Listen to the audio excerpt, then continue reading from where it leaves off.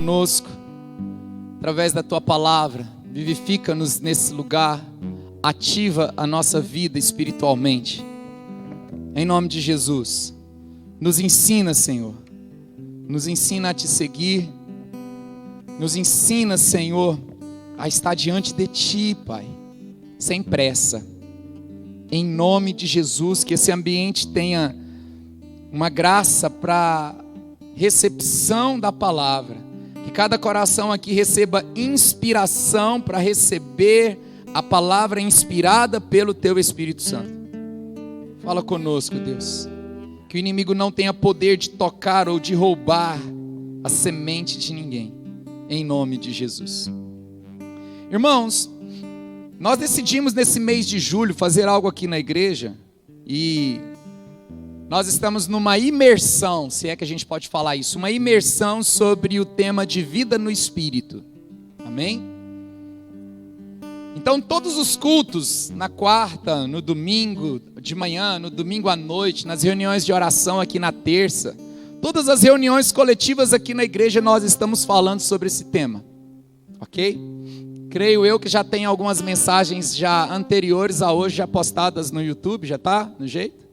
Amém? Você pode acessar o canal da igreja e pegar essas mensagens, mas no final nós vamos juntar todas e fazer uma série de mensagens. Eu acredito que vai ajudar muito cada um de nós a essa caminhada, esse entendimento do que é uma vida no Espírito em si. É claro que hoje eu não vou pegar tudo que eu tenho falado desde o início, eu preciso dar continuidade. O que eu falei desde o início de julho, você pode pegar lá e ouvir. E eu quero dar continuidade e tentar hoje.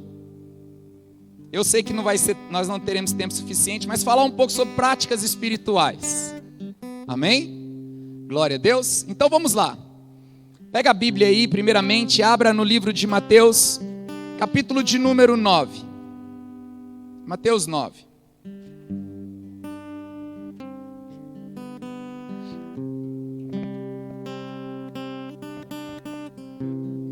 Muito bem. Falando com a Sara ali, viu, irmãos? Minha filha. Bonitinha, sentadinha aí. Né?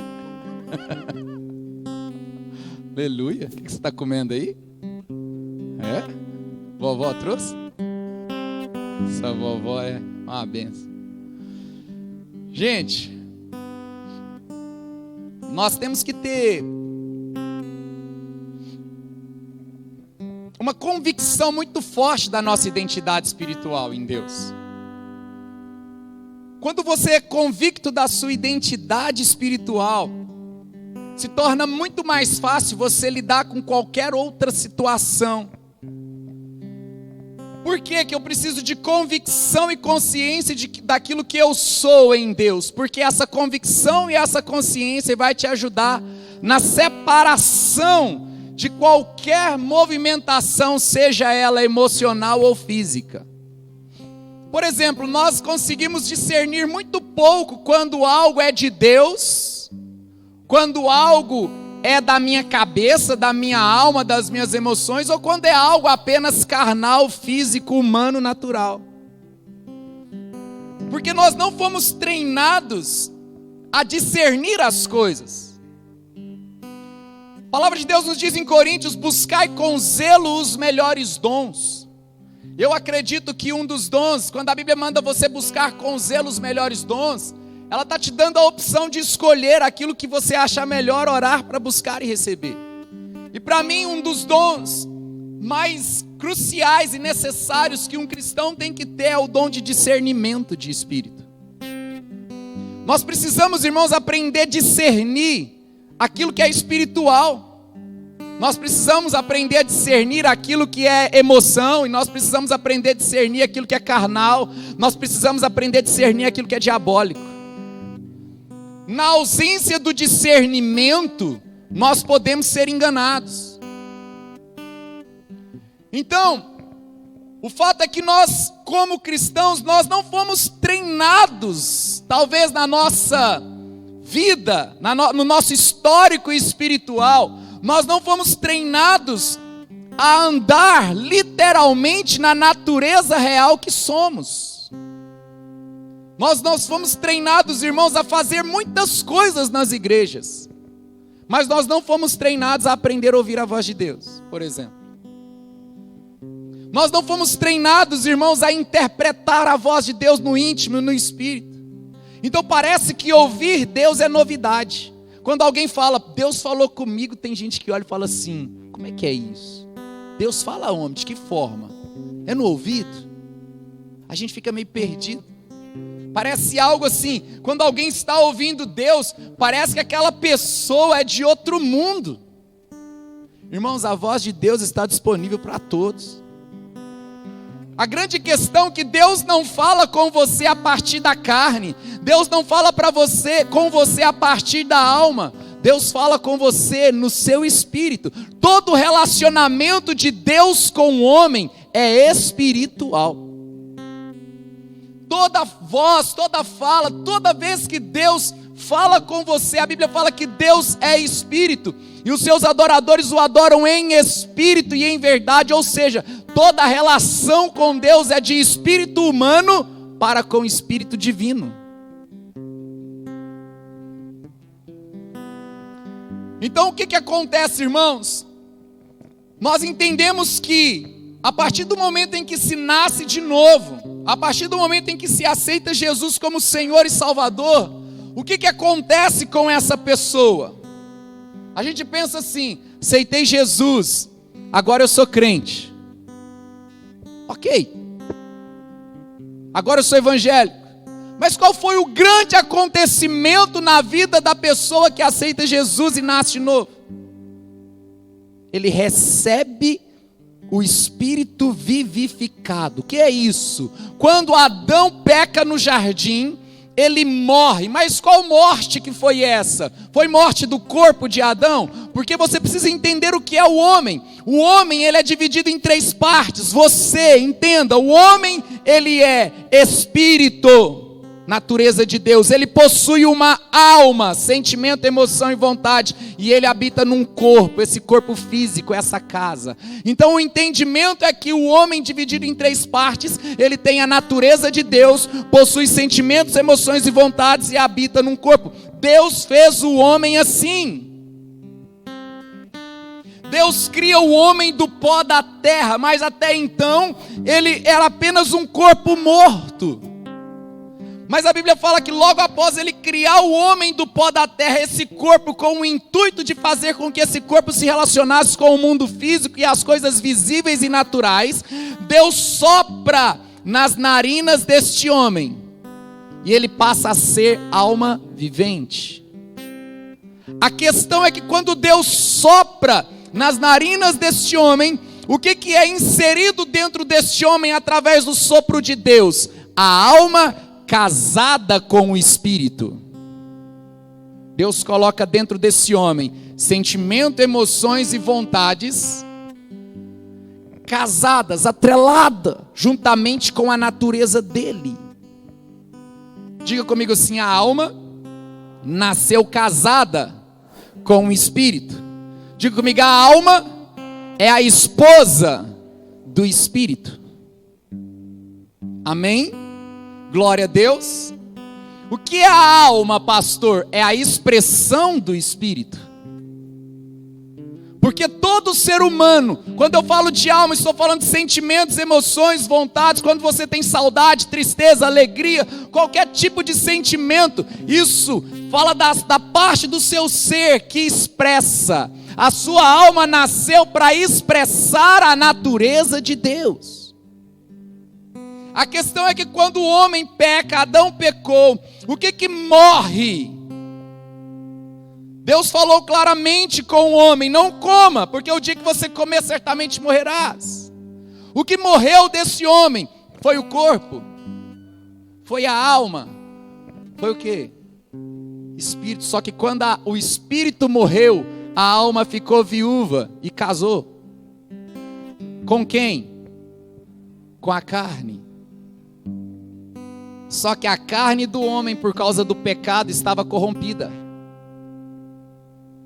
Então agora, a alma que era a expressão da natureza de Deus, agora essa alma se torna a expressão de uma carne corrompida. Quais são as obras da carne? Gálatas 5. Aí você vai ver, segundo Gálatas 5, tudo que a alma expressa. Porque agora ela está casada com a carne.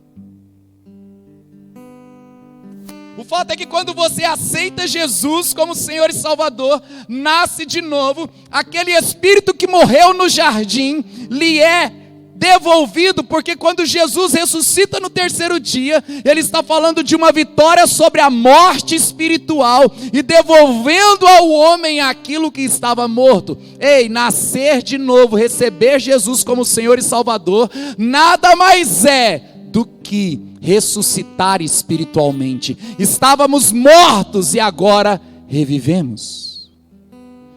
Eu não tinha condição de ter contato com Deus, porque o meu contato com Deus é espiritual. Jesus me devolveu a condição de ter esse contato espiritual novamente.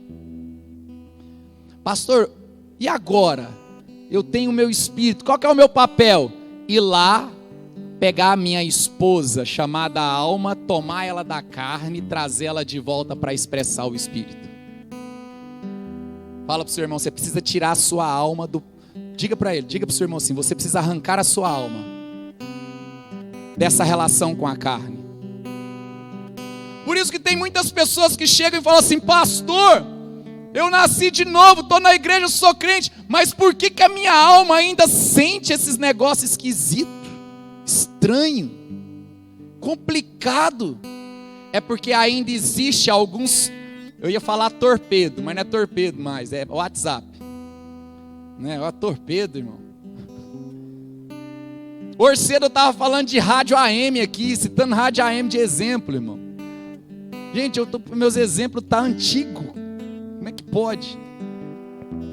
Tem que atualizar os meus exemplos. Então, o fato é que você nasceu de novo, você tem a natureza de Deus, mas às vezes a sua carne ainda manda algumas mensagens para a sua alma, e ela desperta umas vontades segundo a natureza corrompida. Você precisa entender que a tua alma agora não está mais neste governo. Deus ressuscitou o seu espírito para que a sua alma voltasse a expressar Deus. Ei, alma não é algo ruim.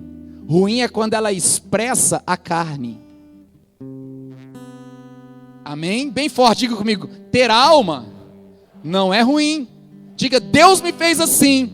Diga, o ruim é quando a minha vontade está debaixo do governo da carne. Quem está entendendo? Ruim é quando as minhas emoções, sentimentos estão debaixo do governo da carne. Então, hoje, tudo que nós precisamos é entender que o novo nascimento nos forneceu uma nova opção de vida.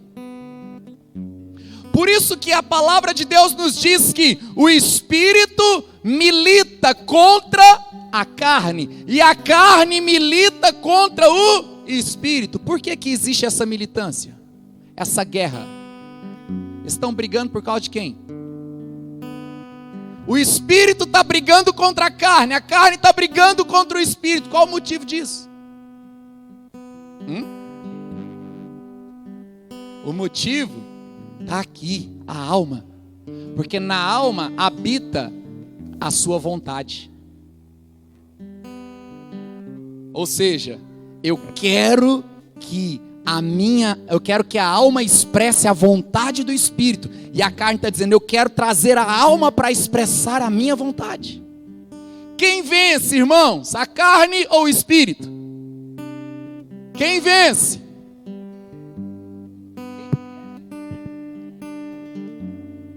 Meu Deus. Quem vence?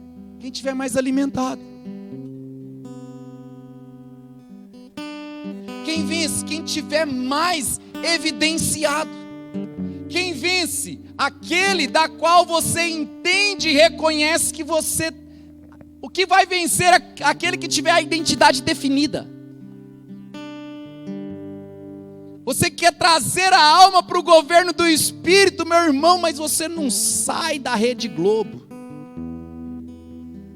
As fontes que alimentam Os seus sentidos são totalmente fontes carnais. Então, meus irmãos, como que você vai conseguir trazer a alma para o governo do Espírito, se simplesmente os seus sentidos estão conectados àquilo que evidencia a sua carne? Aquilo que você ouve, que você vê, que você fala. Então existe tudo isso. E aqui, queridos, vocês precisam entender que tudo isso é intencional. Eu preciso ter práticas intencionais que de alguma forma traga e coloque o meu espírito que está pronto. Veja bem, você não está tendo práticas, daqui a pouco eu vou falar sobre algumas práticas espirituais. De certa forma você não está tendo práticas espirituais para capacitar ou preparar o seu espírito, porque a Bíblia diz que o espírito na verdade está pronto, mas a carne é? O seu espírito é fraco?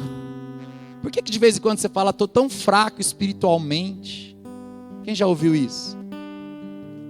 Você nunca está fraco espiritualmente. A questão é que a sua carne está com cajado na mão.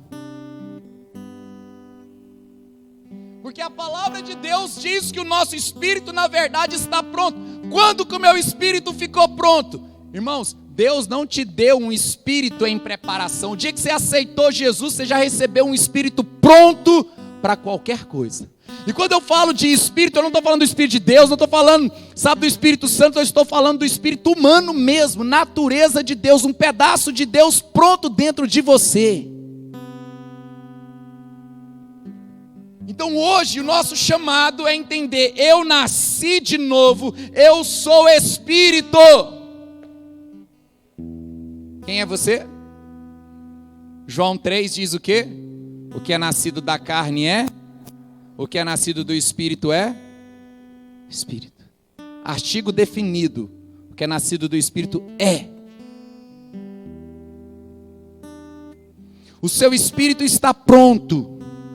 Diga isso bem forte, o meu espírito está pronto. O que você precisa entender no meio dessa guerra é que o seu espírito está pronto, mas a sua alma está num processo. Então você não pode definir sua identidade a partir da alma, porque você não é o que você sente. Irmãos, durante quantos anos da tua vida a sua alma, suas vontades, suas emoções, seus sentimentos ficaram sob influência da carne? Ei, entenda uma coisa, salvação é automática no momento em que se crê, mas às vezes algumas conversões são processuais. Eu entendo isso. A gente precisa ter paciência. Alguns demoram mais, outros demoram menos, né? Outros nem começou. Mas a salvação automática. Eu creio, nasci de novo, mas a minha alma ficou tanto tempo debaixo do governo da carne, que hoje eu preciso arrancar todas essas digitais da carne que estão sobre ela. Aí, irmãos, quem entra em ação? Quem entra em ação? Quem é o nosso ajudador? É mais ou menos assim. Eu criei, o Pai, né? Criou todas as coisas. Adão fez besteira, bagunçou tudo. Jesus foi lá, redimiu todas as coisas, pôs tudo no lugar. Mas mesmo assim, Deus olhou e falou assim, eu criei, eu consertei, mas eles ficaram tanto tempo debaixo da carne corrompida, que eles vão precisar de ajuda para andar no Espírito. Eles vão precisar de ajuda, porque eles vão nascer espiritualmente, mas a alma ainda está completamente viciada em algumas coisas que a carne propôs. Espírito Santo, desce lá agora. Espírito Santo, vai lá agora. Espírito Santo, reveste eles de poder agora. Espírito Santo, habita neles agora, porque só o Espírito Santo nos ajuda a andar em Deus. E agora você tem o Espírito Santo como aquele que te ajuda a andar no Espírito. Você tem o Espírito Santo como aquele que te ajuda a andar na sua real identidade. Por isso que eu preciso entender, eu sou o Espírito e eu nasci para andar nessa identidade. Mas, como a minha alma está cheia de influência da carne por um momento, eu preciso da ajuda do Espírito Santo. É nessa hora que o Espírito Santo pega na mão do seu espírito e ele começa a caminhar com você, passear com você.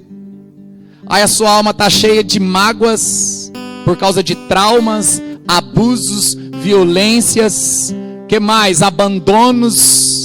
A sua alma está cheia de vontades totalmente dominadas pelos vícios carnais. E o Espírito Santo começa a caminhar com você e diz assim: nós precisamos mexer na sua alma agora, que a gente precisa tirar ela do governo da carne. Quem quer andar com Deus aí? Ele vai passar em todas as áreas da sua alma que a carne tocou. Irmão, não tem jeito. Mais cedo ou mais tarde o Espírito Santo vai lá. Por que o Espírito Santo tem que ir? Porque a alma nasceu junto com o Espírito. Então ela tem que expressar 100% do Espírito. Vamos mexer nessa mágoa aqui. Aí a sua alma grita: não, eu não quero mexer nisso aqui não, porque dói demais. Não, tranquilo, vamos dar mais uma volta. Dá uma volta. Irmãos, o Espírito Santo dá uma volta com você. Aí vai lá, dá a volta. Ei, vamos lá de novo naquele quartinho que você trancou e está escuro e não quer que ninguém mexa. Não quero não. Então vamos dar mais uma volta. E você fica ali dando uma volta, orando, adorando. E nesse processo de oração, de adoração, de jejum, que eu vou tentar falar daqui a pouco, ele vai edificando a sua fé, para que no processo de edificação da fé, por que fé? Porque fé é o combustível que faz o seu espírito movimentar. Deus não te deu fé só para receber coisas naturais. Deus te deu fé para que você consiga caminhar num lugar mais alto e andar no Espírito.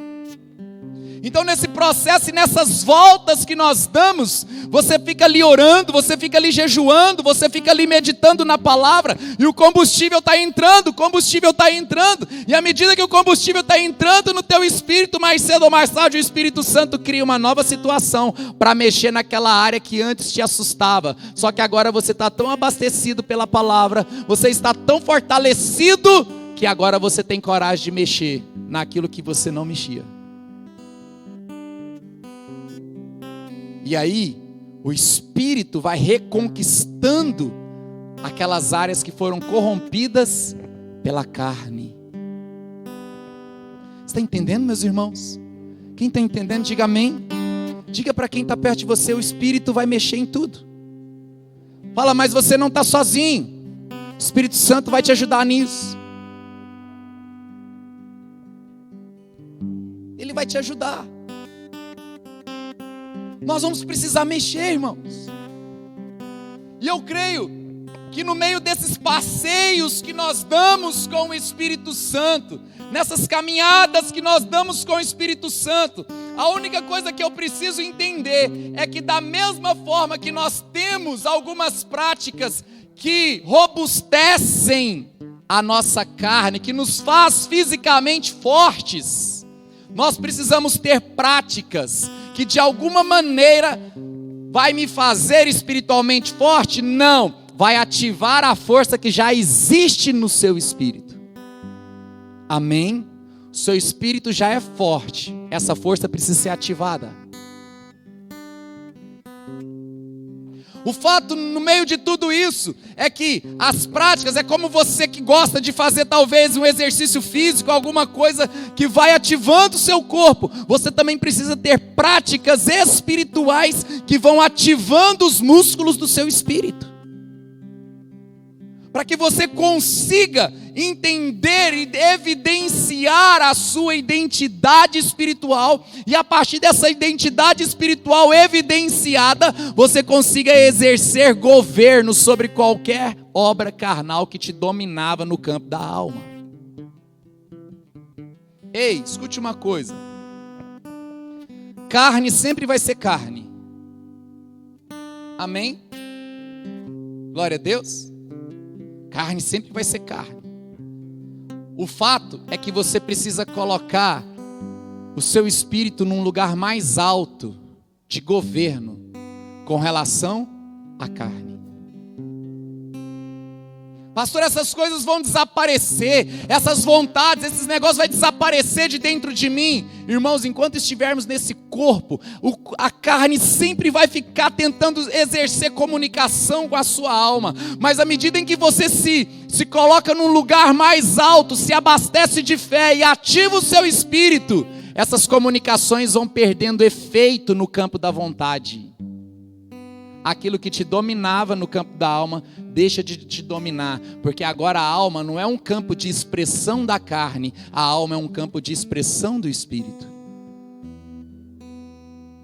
Então o diabo cria uma situação para que a sua alma expresse ira e o seu corpo, a sua carne, parta para a violência, por exemplo.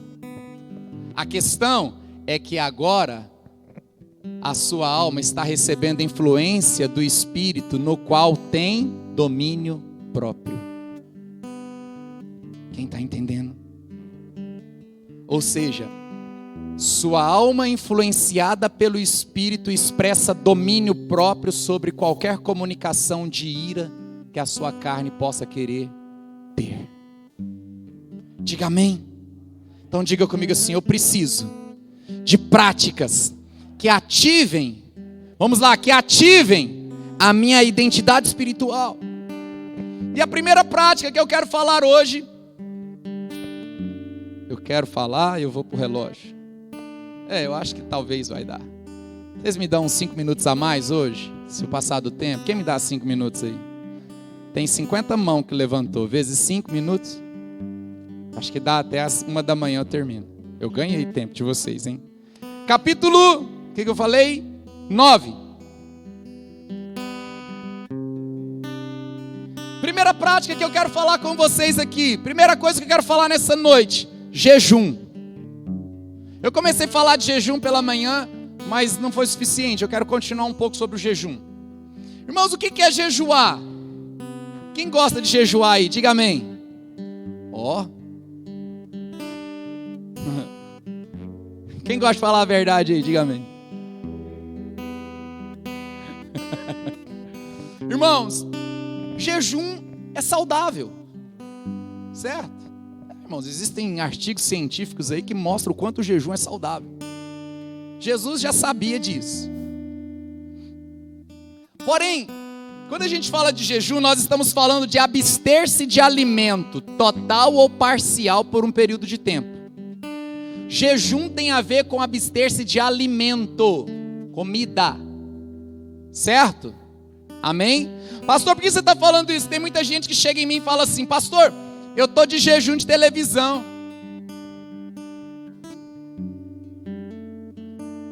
Não dá, né? Você come TV?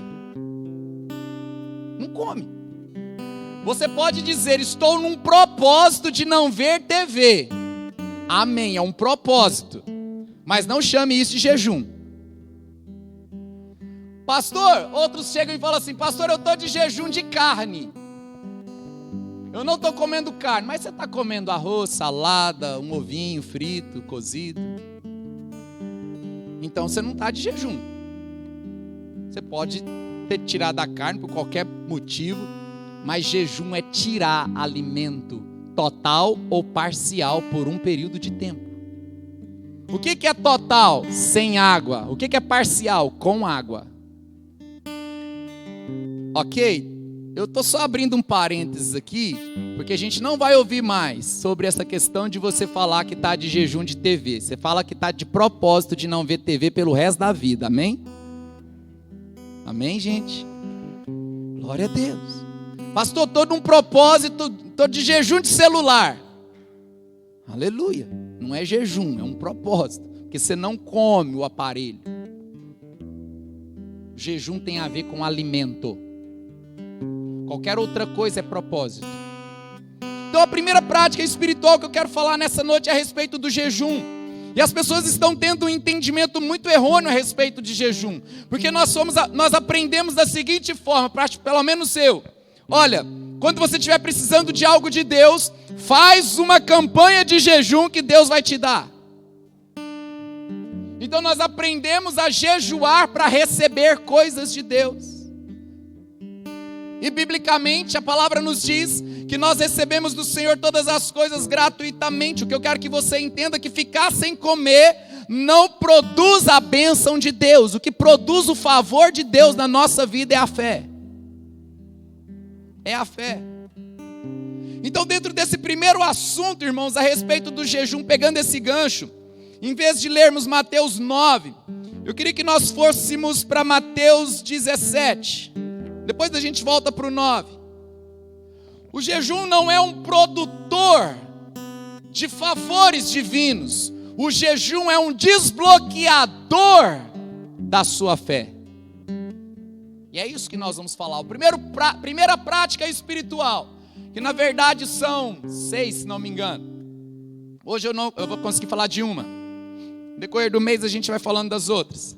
Olha o que diz o capítulo 17, versículo 14.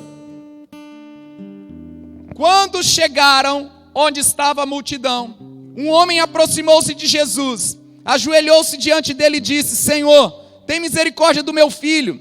Ele tem ataques e está sofrendo muito. Muitas vezes cai no fogo ou na água. Eu o trouxe a teus discípulos, mas eles não puderam curá-lo. Respondeu Jesus: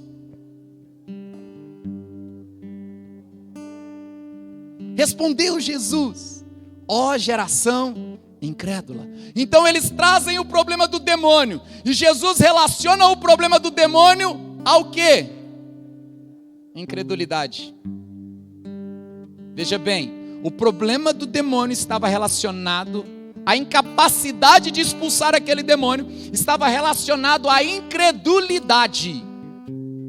Preste atenção, vamos lá no texto. Ó geração incrédula e perversa, até quando estarei com vocês? Até quando terei que suportá-los? Tragam-me um menino. Veja bem, Jesus aqui ele foi pesado. Até quando eu vou ter que suportar? Se tem algo que de alguma forma mexe com Jesus, é a incredulidade. Mas incredulidade não é não crer, é crer de forma errada.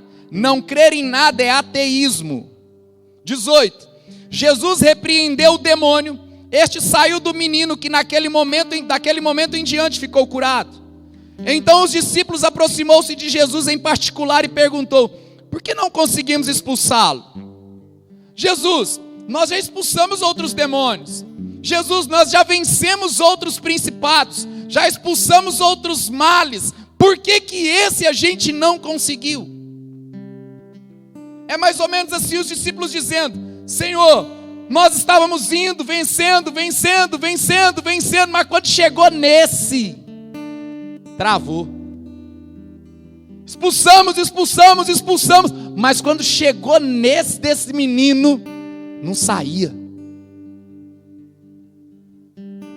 Os discípulos tinham acabado de encontrar um teto, uma limitação, algo que eles não conseguiram ultrapassar. Às vezes, irmãos, a nossa alma ela está cheia de limites. A gente até flui numa área, flui, mas chega um momento que você trava. Você até vai, de repente você volta e vai lá atrás de novo e tem que recomeçar e vai indo e trava de novo. Talvez alguns aqui já viveram essas limitações. Por exemplo, irmãos, tem pessoas que fluem muito bem na fé, na área da cura. Você não tem problema nenhum de andar no Espírito, na saúde. Mas quando se trata de andar no Espírito, nas finanças, você não consegue. Aí você pensa assim: eu tenho fé para andar curado, mas eu não tenho fé para prosperar. Como se a fé para ser curado fosse diferente da fé para prosperar. E não é, a fé é a mesma. Só que na área da saúde você não tem nada que te trava, mas nas finanças talvez as experiências pessoais na vida criou bloqueios que impedem você de fluir no Espírito naquela área. Quem está entendendo? Os discípulos encontraram um teto, encontraram uma limitação, um demônio que eles não conseguiram expulsar. E eles perguntam: Senhor, por que a gente não conseguiu expulsar esse demônio? Verso 20, ele respondeu: porque a fé que vocês têm é pequena. Veja bem, é como se Jesus estivesse falando: a vida de fé de vocês levam vocês a vencer até aqui. Só que vocês encontraram um bloqueio que vocês precisam edificar a fé para ultrapassar. Quem está entendendo? Não existe tipos de fé, existe níveis de fé. Por isso que a Bíblia fala: se tiverdes fé do tamanho, expressão que indica dimensão. Se tiverdes fé do tamanho.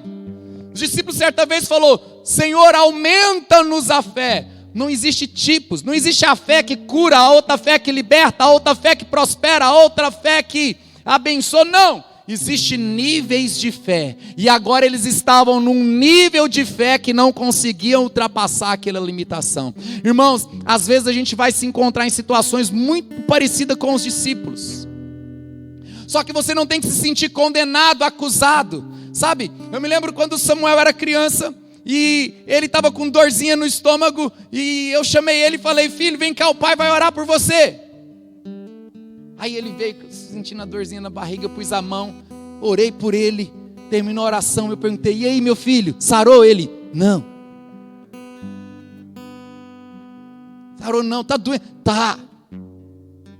Aí você pensa: nossa, o pastor sentiu derrotado, o pastor sentiu. Não, meus irmãos, sabe o que eu fiz? Peguei na mão do Espírito Santo e falei: Espírito Santo, vamos caminhar, eu vou voltar a jejuar, vou voltar a orar, vou voltar a te adorar. Edifica a minha fé, porque eu quero governar essa dor de estômago do meu filho.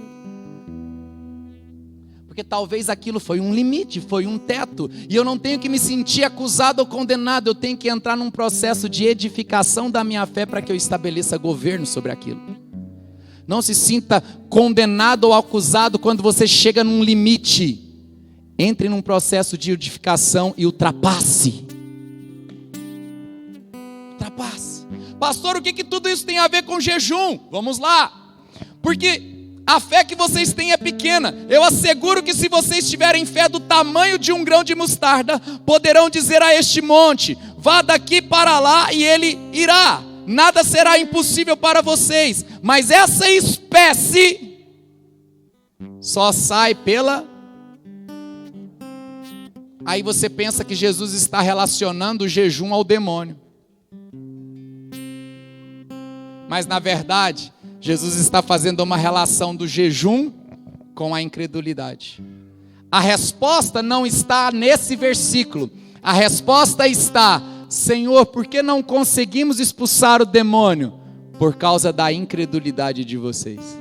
Jesus não relaciona a limitação ao demônio, ou ao poder da força do demônio. Ele relaciona a incapacidade de expulsar ao nível da fé que eles têm. Pastor, explica isso. Quando você jejua, o jejum ele tem a capacidade de desbloquear a sua fé. Aí as pessoas falam assim: pastor, eu fiz uma campanha de jejum e Deus me abençoou, Deus me deu vitória, Deus deu um milagre. Não, é porque quando você jejuou, a sua fé foi desbloqueada e você conseguiu crer e fluiu naquela área. O jejum não trouxe o milagre, o jejum desbloqueou a sua fé.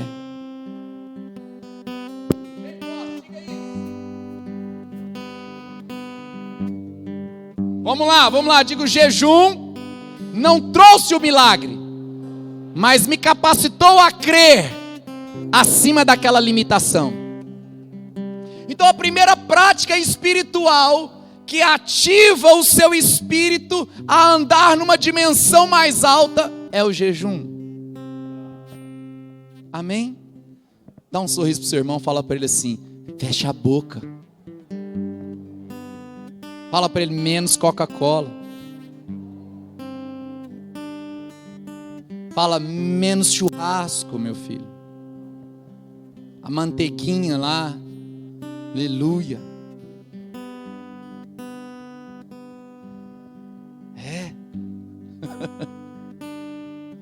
Primeira lição a respeito do jejum: os bloqueios e limitações são quebrados. Segunda lição a respeito do jejum, vamos lá para Mateus 9, agora volta. Mateus no capítulo 9.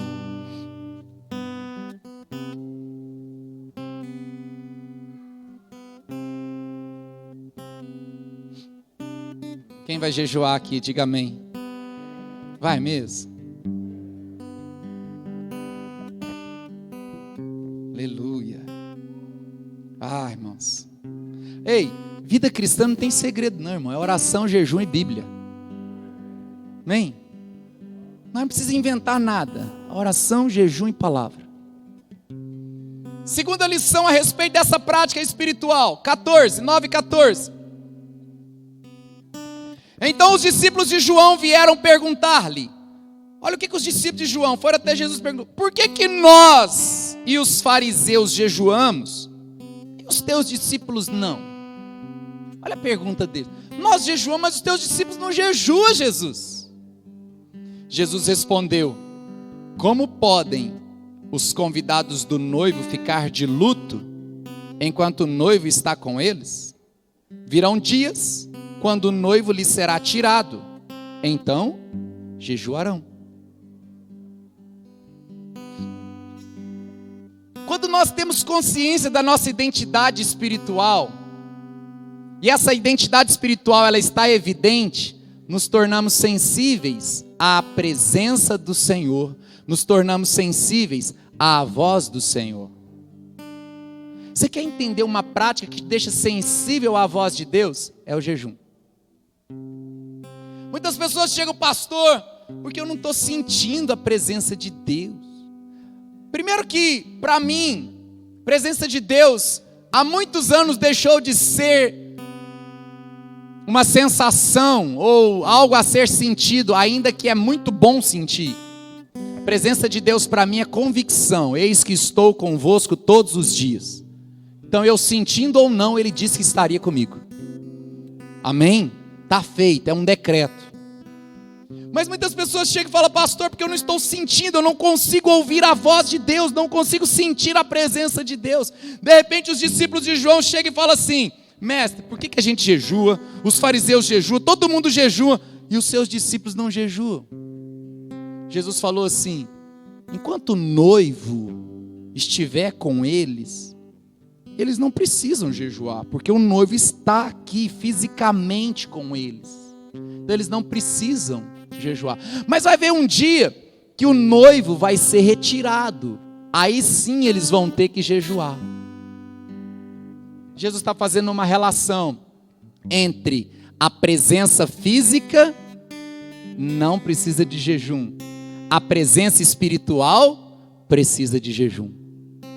Ele está dizendo: enquanto eu estou fisicamente, não precisa. Mas quando eu for tirado fisicamente do meio deles, eu vou estar espiritualmente no meio deles. Aí sim eles vão ter que jejuar para se tornar sensível à minha presença espiritual. Ei, segundo ponto importante a respeito do jejum como prática do meu espírito: você se torna sensível à presença espiritual do Senhor. Você está dirigindo o carro, de repente você sente a glória dele entrar no teu carro. Isso é você consegue sentir isso. Você está fazendo caminhada e você sabe que ele está ali. Você sente a presença dele. Irmãos, o jejum te deixará sensível à presença dele.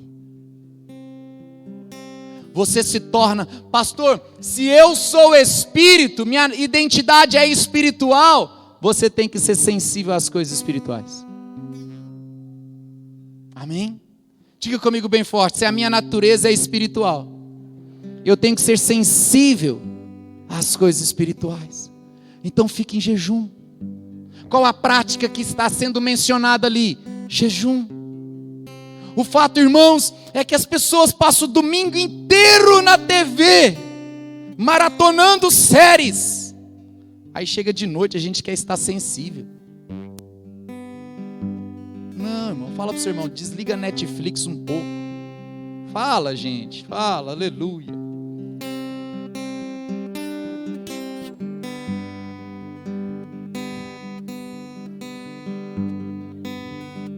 Oh, a gente não está sensível. Amém? Então, acorda pela manhã, né? Como a Bíblia diz, lava o rosto, arruma o cabelo, para não parecer para ninguém que você está lá jejuando, aleluia. Foi? Estou de jejum. Não. Acorda de manhã. Separa um tempo em jejum. Mas deixa eu te falar, é uma recomendação minha, não é lei isso não. Meia-noite do dia anterior, você não come mais nada não. Você acorda às 5 da manhã e enche a barriga de pão de queijo e começa um jejum às 7. E quer entregar às 9.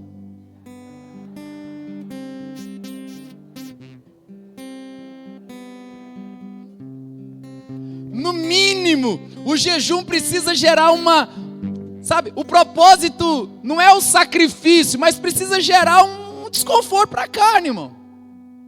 Está entendendo? Amém? Eu começo a jejuar às 7, quero entregar às 9. Não. Pastor, eu não aguento ficar sem o café. Minha cabeça dói. Sabe o que é a cabeça doer? É a carne dizendo, comida. É isso. Pastor, eu fico nervoso, tremendo. É a carne. Irmãos, primeiro, segundo, terceiro dia de jejum, ela dá esses gritos mesmo. Depois ela acalma. A cabeça não vai doer mais. Amém. Seus cafezeiros. Não aguento um café, pastor. Então o jejum fala dos desbloqueios das áreas de incredulidade. Segundo, o jejum fala da minha condição sensível à pessoa do Espírito Santo que está comigo todos os dias. Ou seja, Jesus está aqui fisicamente? Não. Mas Ele está aqui espiritualmente. E nós precisamos estar sensíveis à presença dEle. Terceiro ponto, queridos, que eu quero tratar com vocês. Vamos para Mateus capítulo 4. Tudo em Mateus. Quero encerrar nesse ponto.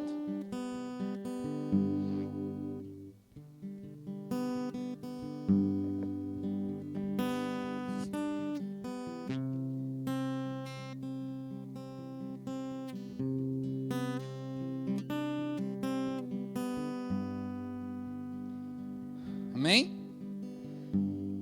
Vamos lá? Então Jesus foi levado pelo Espírito ao deserto para ser tentado pelo diabo. Pastor, o Espírito levou Jesus para ser tentado pelo diabo. Deixa eu dizer uma coisa aqui para vocês entenderem sobre isso. Jesus ele não foi para o deserto ter uma guerra contra o diabo. Ok? Ele não foi levado pelo Espírito ao deserto para lutar contra o diabo. O diabo já tinha sido vencido por Jesus. Pastor, quando? Quando ele nasceu na manjedoura. Amém? Por isso que todo o trabalho de Satanás foi impedir o nascimento de Jesus. O rei mandou matar as crianças. Não era para porque se nascer, irmãos, Jesus era um bebê e já venceu o diabo.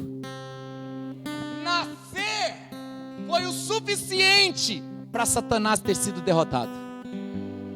Quando o Espírito chama Jesus e fala, vou te levar no deserto, a conversa era a seguinte: estou te levando no deserto, mas fica tranquilo, o diabo já está resolvido, ele já está vencido. Jesus, eu sei, eu já nasci, ok, só que você vai para o deserto a fim de vencer a carne. O diabo só exerce tentação a partir da carne. Quem está entendendo?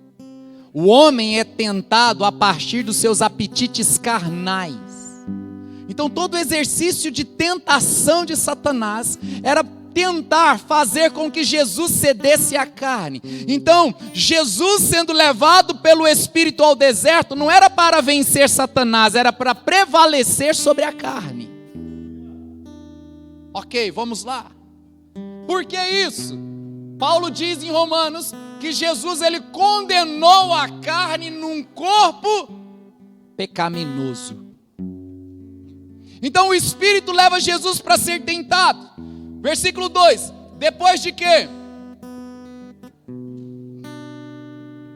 Depois de quê? Jejuar 40 dias e 40 noites, o que ele teve?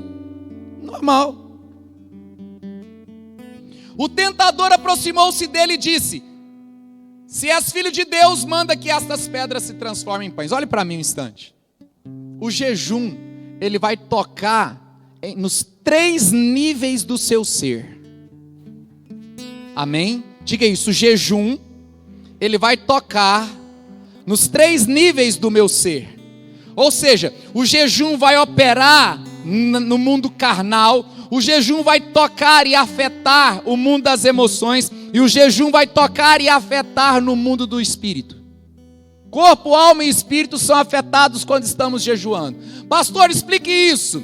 Quando Jesus jejua 40 dias sem comer, o que era natural ele sentir?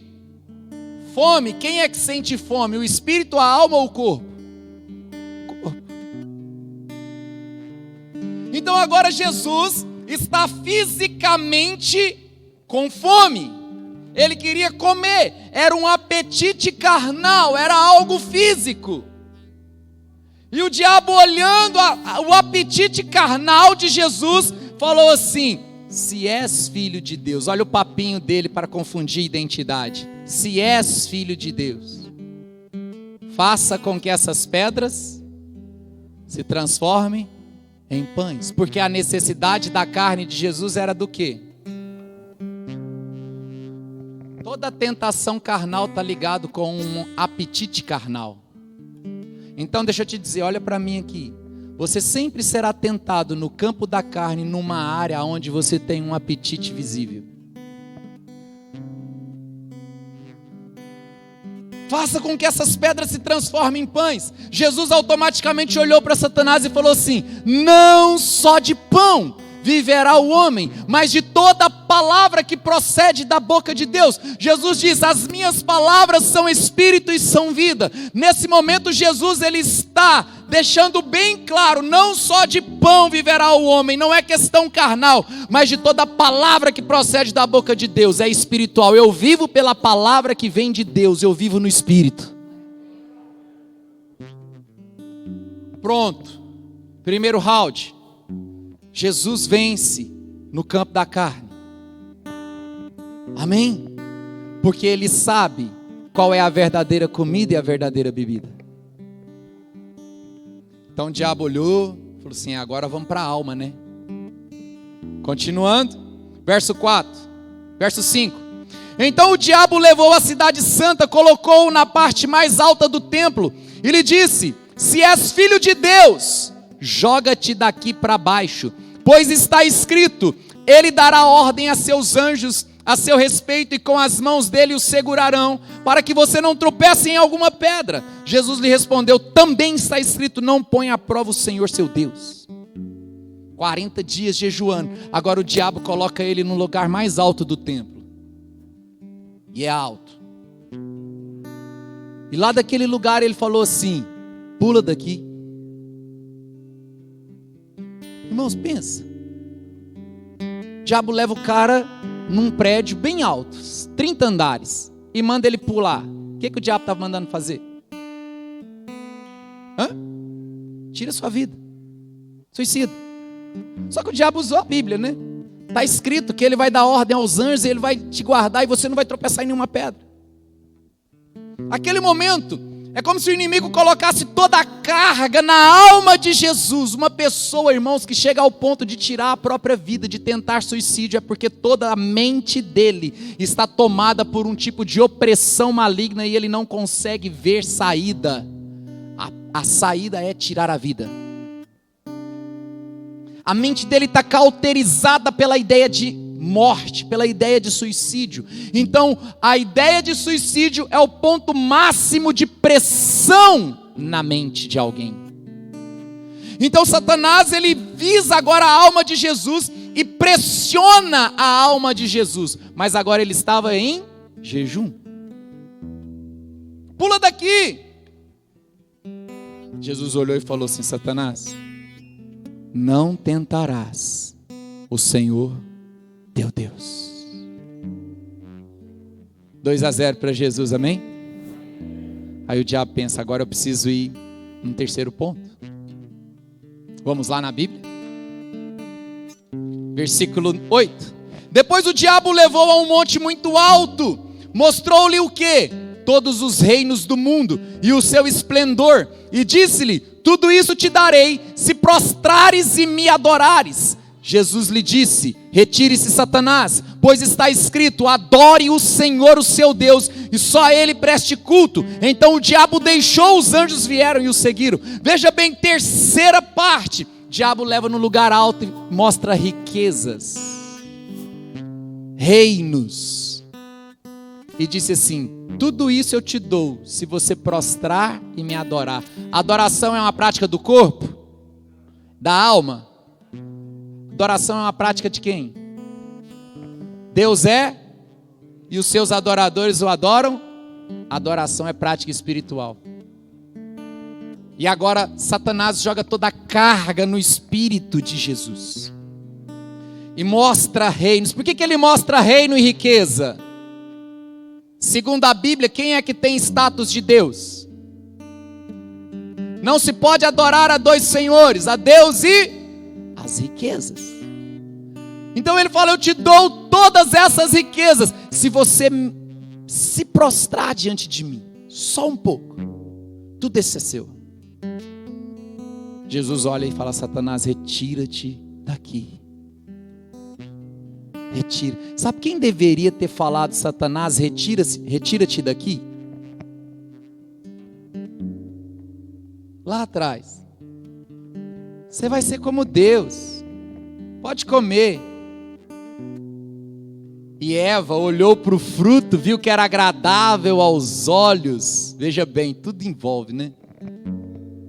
Oh Deus. Era um fruto agradável aos olhos, e ele era um fruto que dava entendimento, ou seja, tanto os olhos foram tocados, corpo, agradável para dar entendimento, a alma foi tocada. O que Eva deveria fazer, mais Adão, era: retira-te daqui, porque eu já sou como Deus, eu tenho a natureza do meu Pai. O que Adão não fez no jardim, Jesus fez no deserto. Diga isso comigo bem forte: o que Adão não fez no jardim, Jesus fez no deserto. Retira-te, Satanás, só o Senhor Deus adorarás, só a Ele darás culto. Ou seja, o corpo, a alma e o espírito de Jesus estavam de alguma forma sendo afetados pela prática do jejum, e todas as tentativas de Satanás nessas três áreas foram frustradas. Levanta a mão e diga comigo assim: eu tenho que jejuar. A gente precisa dar o sentido certo ao jejum. Você não jejua para Deus te dar uma casa nova.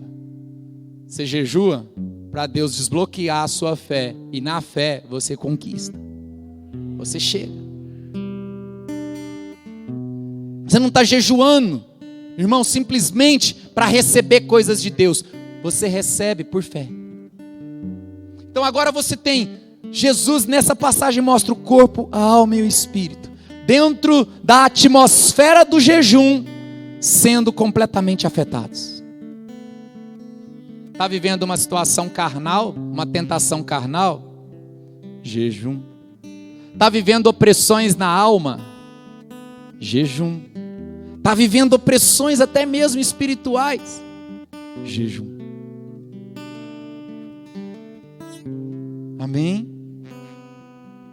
Por isso que Isaías 58, eu queria ler, mas eu não vou ler, porque meu horário está bem avançado. Fala do verdadeiro jejum, e um dos propósitos lá, e eu não vou ler o texto, fala das ligaduras da impiedade. Isaías 58. O verdadeiro jejum faz romper as ligaduras da impiedade. Eu quero encerrar dizendo que todas as ligaduras que ainda existem entre carne e alma são cortadas quando você mergulha num processo de jejum que ativa a sua fé para que você ande numa evidência espiritual. É como se você estivesse dizendo assim: alma, eu te tomo de volta para caminhar comigo. Alma, você estava sob o domínio da carne, porque eu estava morto, mas agora eu ressuscitei espiritualmente. Pego você de volta e trago você para caminhar e morar comigo. Quem está entendendo, diga amém. Fala para o seu irmão, é só fechar a boca, filho. Cadê os jejuadores de 40 dias? Não tem mais? Cadê as Anas do templo que ficavam em oração e jejum? Não existem mais essas mulheres? Cadê? Será que não tem mais esses homens que mergulham no jejum? Irmãos, nós somos espírito e precisamos de práticas que nos movam a andar sempre no Espírito. Fique de pé no seu lugar. No decorrer da semana nós vamos falar sobre outras práticas. Nós vamos falar sobre meditação na palavra. Diga comigo assim: jejum, oração em línguas, meditação na palavra, confissão da palavra, louvor e adoração. Mais uma vez, diga: jejum, oração em línguas, meditação na palavra, confissão da palavra, louvor e adoração. Todas essas práticas eu vou estar falando sobre isso no mês de junho. Irmãos, porque a gente precisa entender que as nossas práticas, elas têm que ser espirituais. E aqui eu quero encerrar dizendo uma palavra para vocês, que tem mexido muito comigo nesses tempos. Esses dias eu estava ouvindo sobre um testemunho de um rapaz que ele se tornou um pastor. Mas antes dele converter, ele morava, do lado da casa dele havia um casal homossexual. E esse casal homossexual uma vez chamou ele ali perto da cerca e perguntou para eles assim: ei, você simpatiza com a nossa causa? Ele falou sim. Ele não era convertido, não conhecia o evangelho. Ele falou sim, acho legal, ok. Aí o casal falou assim: então estude, forme, se torne um advogado, vire um juiz e crie leis que favoreçam a nossa causa. Os anos 80 da igreja, anos 80, anos 90, sabe o que a igreja de Jesus estava fazendo? Dentro dos templos, discutindo o que era proibido e o que não era proibido, o que tinha que vestir, o que não tinha que vestir, o que podia assistir, o que não podia assistir. Mas havia um grupo de pessoas no mundo que estava tomando territórios, criando a pedagogia, criando, irmãos, a grade curricular que os nossos filhos estudam, que as faculdades oferecem. E nós estávamos nos anos 80, 90 discutindo essas coisas. O que eu quero te dizer, irmãos, é que andar no Espírito não é algo... Qual foi a palavra que você falou, Circo, Pablo? Andar no Espírito não é algo místico. Não é algo místico, onde a gente coloca isso simplesmente no contexto religioso, nas quatro paredes da igreja. Então eu ando no Espírito porque eu sou religioso, crente, coisa do tipo. Irmão, você já parou para pensar um professor que anda no Espírito dentro da sala de aula? Você já parou para pensar, porque a Bíblia fala que o Espírito Santo, ele é o Espírito da verdade, que nos guia a toda a verdade. Você já parou para pensar juízes que andam no Espírito? Você já parou para pensar, irmãos, empresários que andam no Espírito? Médicos andando no Espírito? Porque esses próximos anos serão anos aonde, se nós como igreja quisermos gerar influência, nós precisaremos andar no Espírito nos contextos sociais, nas áreas das quais nós estamos inseridos. Psicólogos cheios do Espírito. Irmãos, não é algo místico. Deus quer homens que andam guiados pelo Espírito em todas as áreas. Andar no Espírito não se resume a uma mensagem da qual eu estou ouvindo e me tornarei alguém espirituoso que habita uma órbita diferente. Não. Eu estou inserido em contextos naturais, em contextos emocionais, e eu preciso andar no Espírito para, dentro desses contextos, fazer a diferença. Quando você estuda a reforma protestante, ela teve impacto na pedagogia da época, ela teve impacto na área educacional, e todas as áreas foram impactadas. Por quê? Porque alguém entendeu coisas do tipo. Quando Lutero escreve as teses, ele usa a linguagem do direito para se fazer entendido. Para se fazer entendido. Queridos, cada um aqui está inserido dentro de um contexto. E o que eu quero dizer para vocês é que se essa identidade espiritual, a identidade de Deus, a natureza de Deus for evidente na tua vida, aonde você estiver, você receberá uma sabedoria para poder destravar qualquer área na vida de qualquer pessoa. Em nome de Jesus. Meu Deus, é hora de nós entendermos isso. É hora de nós entendermos isso. Levante as suas mãos. Diga assim, diga: Espírito Santo, me ajude a andar nessa identidade. Me ajude a andar no Espírito, a andar na fé, a andar no Teu poder, a andar na Tua natureza. Diga: Espírito Santo, me ajude a andar guiado por Ti, em nome de Jesus, em nome de Jesus. Por 2 minutos, levante as suas mãos e só glorifique o Espírito Santo. Seja cheio dele nessa noite. Seja tocado nessa noite, seja ministrado nessa noite, e saia daqui com uma unção para entrar nessa primeira prática. Amanhã já levante um propósito de jejum, amanhã já acorde decidido a jejuar, até colocar a carne no lugar, até trazer a sua alma de volta para o Espírito. Em nome de Jesus, em nome de Jesus. Senhor, nós declaramos uma graça no jejum para toda a igreja. Nós declaramos um povo, Senhor, neste lugar, que caminha debaixo de práticas que indicam quem nós somos. Em nome de Jesus. Digam amém, meus irmãos. Diga glória a Deus. Erga as mãos e aplauda bem forte ao Rei Jesus nessa noite. Mais forte ao Rei.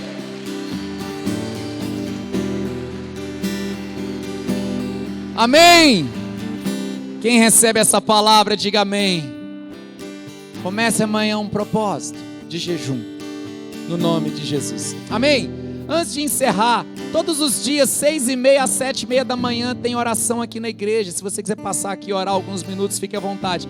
Tem alguém pela primeira vez aqui? Dá só um tchauzinho assim com a mão. Deixa eu ver. Sejam bem-vindos, jovens. Sejam muito bem-vindos também. Mais alguém? Sejam muito bem-vindos também. Vocês que estão pela primeira vez, ali na mesa no fundo tem um presentinho para vocês, uma lembrança. Passa lá, receba o nosso carinho. Deus abençoe a todos, graça e paz, uma ótima semana na presença do Rei Jesus. Deus abençoe vocês.